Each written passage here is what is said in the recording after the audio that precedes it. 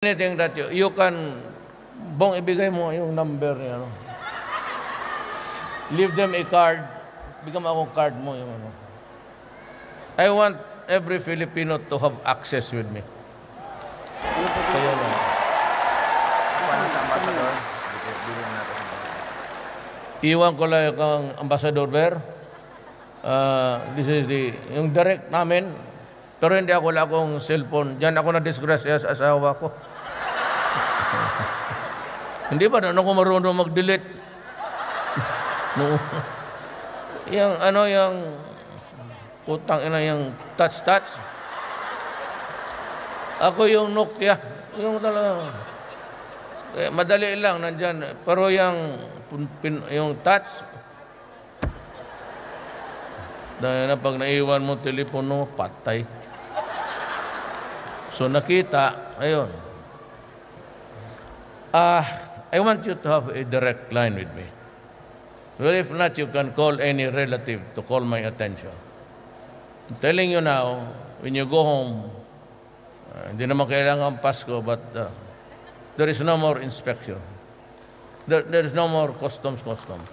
Alam mo kasi pag deplane yan, your baggage are deplaned, it goes down to a bodega and is thrown back to parang escalator na conveyor. So doon meron ng kamera. So doon makikita na kung may kontrabando ka. At saka kung sabihin mo lang na mayroon kang 4 o 5, sabihin palusutin mo yan, kaya mga regalo nila yan, pauwi na nga pabili nito. Kami ng mga mayor noon, baski isang train yung bagahe mo, you are waved through. Sabi ko, lalo na ang OFW. Ito yung, hindi lang kayo bayani, our gross national product, a good part of it, actually, yung remittances ninyo. Kaya sabi ko, ito yung nagbubuhay ng ekonomiya. A good part of the money sa economy comes from you. That's why ayaw ko na. Kaya pag binuksan yan, sabihin mo, wag mo. Sampalin kita dito. Bakit buksan mo yan? Siguraduhin mo lang may makita kang siya. Pag wala, sampalin kita. O ganunin mo.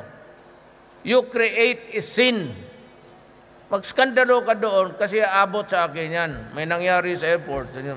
Pag nabasa ko, tuloy kay utang ina, sinabi ko na sa iyong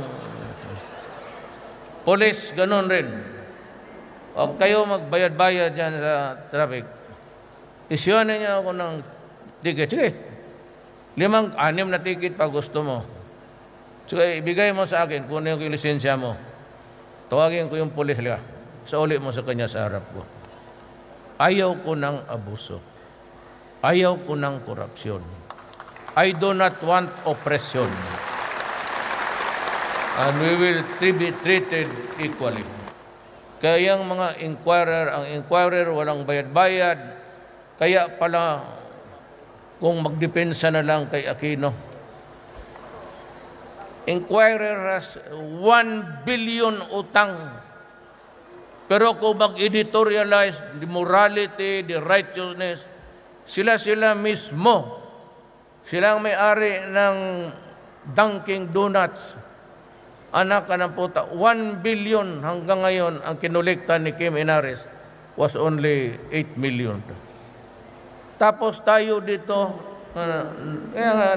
nabuktot ka na dyan trabaho. Masama talaga ang Pilipinas. Sabi ko, you better correct all those things before I lalabas ako ng gobyerno, talagang tingnan ko na malinis na ito. Hindi ako hinto dyan, droga.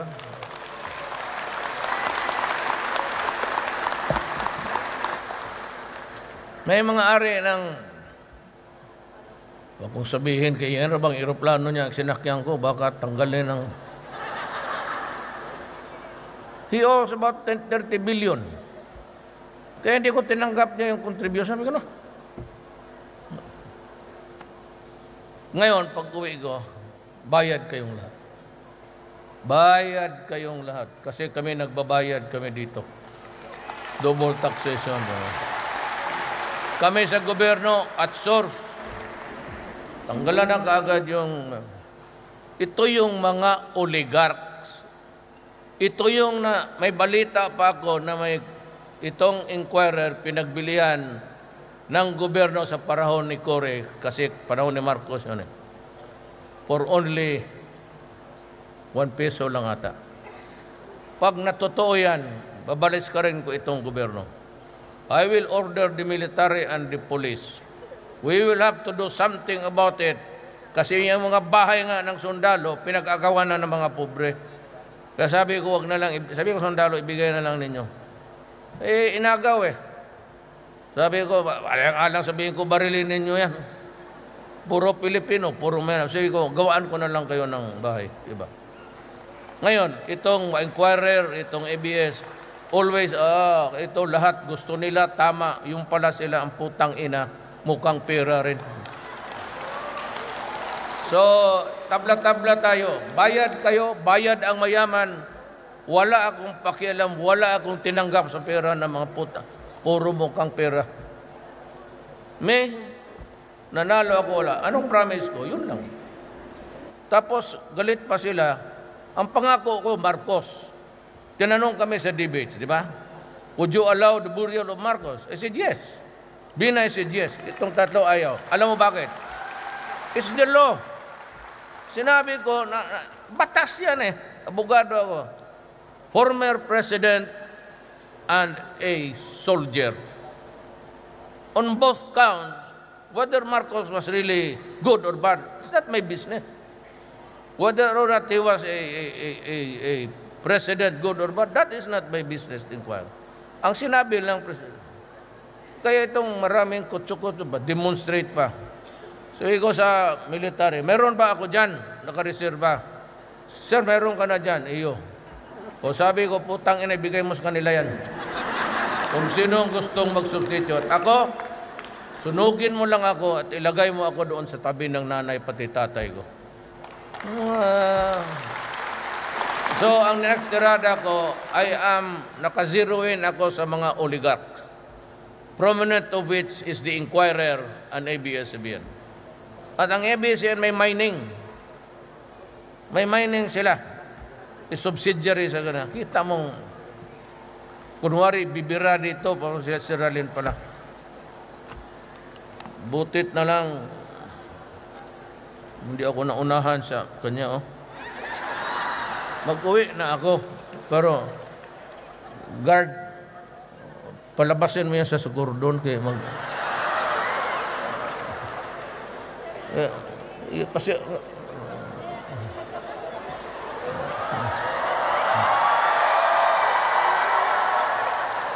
dalhin mo yung camera mo, ma'am. I'm going home. Bye-bye. Bahala na kayo sa buhay ninyo.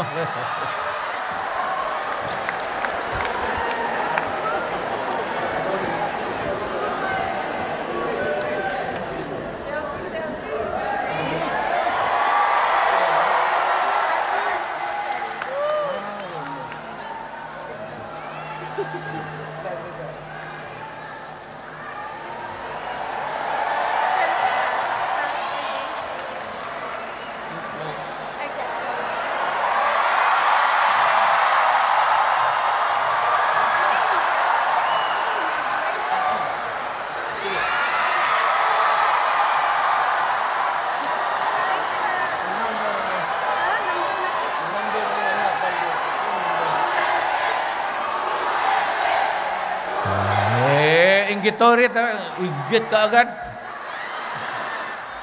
I have to go, ladies and gentlemen, the Filipino people.